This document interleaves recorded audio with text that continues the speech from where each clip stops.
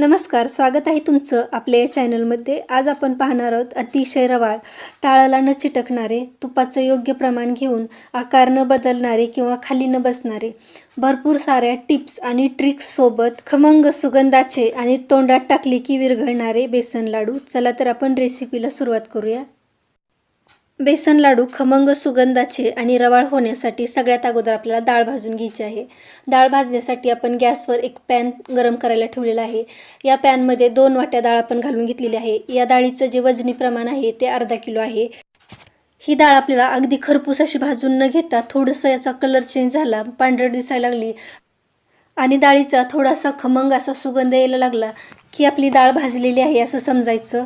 आता ही जी डाळ आहे ती आपण थंड करून घेऊया.